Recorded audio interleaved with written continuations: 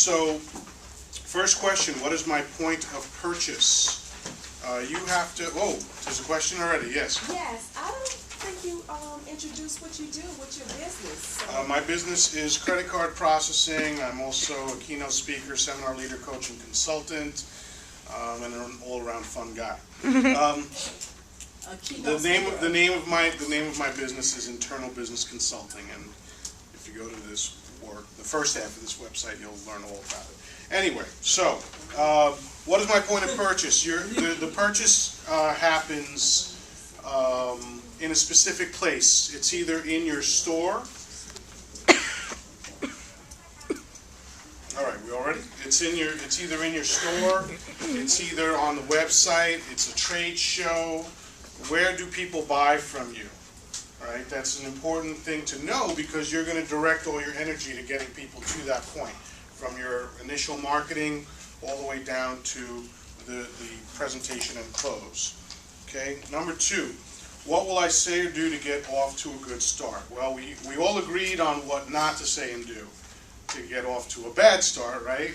We saw that, so you have to figure out what you're going to say to welcome your prospect in, whether it's on the phone, whether it's on your website, whether it's face-to-face, whatever it is, you want to make sure that you're welcoming your prospect.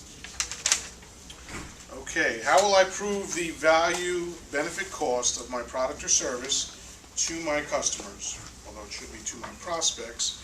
But again, going back to question 5, where Bob did the calculator thing, please, please, please don't do that. All right, unless you're using the calculator to prove figures that demonstrates the value of your product or service. Okay, and by the way, no matter what you're doing, whatever product or service that you're selling, you will have to prove the value of it. It's important to do that. In some cases, if you're selling to businesses, they call it ROI, return on investment. Whatever the case it is, you've got to. The person has to understand and feel really good about the idea of paying you money. All right, they have to have that certainty that's so important. Number 4, how will I handle objections? Well, there's like 1,000 books on handling objections, right?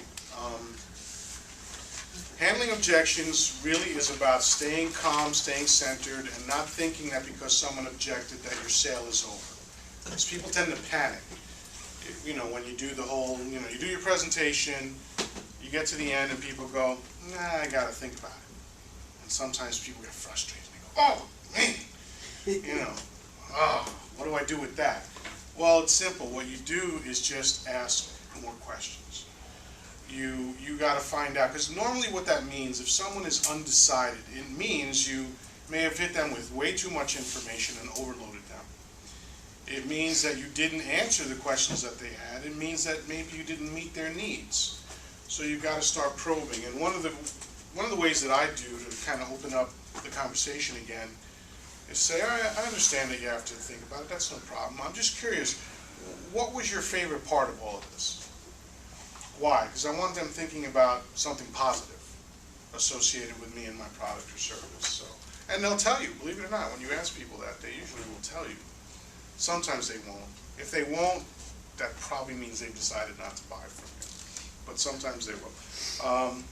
So the key thing for handling objections, again, you could read whatever number of books you'd like to. It's really about staying centered, staying calm, and just trying to keep the conversation going. How will I close the sale? Well, if there's 1,000 books on handling objections, there's probably 2,000 books on closing the sale. I could save you the time and effort that I put into this and that you could put into this reading all sorts of books. I studied not only psychology, I studied body language, I studied lying, not to lie, to recognize when someone was lying to me. I studied the art of refutation, which is basically debate. I studied all of that stuff. And I'm glad I did, but I don't need it for selling. Okay, here's how you close a sale. All right, let me get up here so everyone can hear me. Pen's ready? Ask for the sale. That's my wisdom passed on to you. Just ask for the sale. And I'll tell you how it works. At a certain point, you're done talking, right? It's over. There's no more to say. You've answered all the questions. You've demonstrated everything you had to demonstrate. you've proven the value, etc., you're done, right? Now, sometimes people get uncomfortable with just asking for the sale, so they keep talking. And then they start talking about all sorts of other stuff. Hey, see that Yankee game the other night? Yeah. You know, then you get into all of that stuff. When you're done talking, here's some questions that you can use to just get the sale. First of all, what I like to do is I like to assume that I've done such a brilliant job in explaining my product or service that they're ready to buy. I just assume that. And my questions are based on that presupposition. So I'll say, when do you want it delivered? How many do you need? What size? Whatever. Is it better to deliver during the week or on the weekend? Whatever. This is what I used to do, especially, you know, with the bed thing, especially if you have a commodity, whatever. Just move right into the next phase as though they've told you, yes, I want to buy from you. You know why? Because they almost never tell you, yes, I want to buy from you. No one says that during the sale normally. They just sort of come to that conclusion in their mind. So you can just assume that and carry on that way. But you know, it's shocking to me how many times I've been training people and they just talk and never go for the sale. So Don't you hate that? yes, I do. When you're like